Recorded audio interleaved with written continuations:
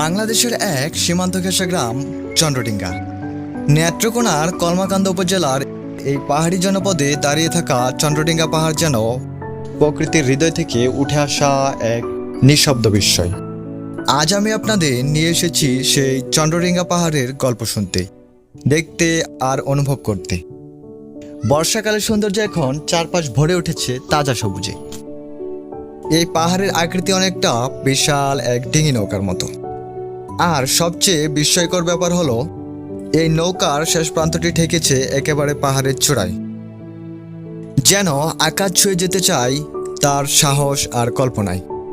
পাহাড়টির পাদদেশে দাঁড়ালেই ওপারের দৃশ্যটাও এক জাদুর মতো।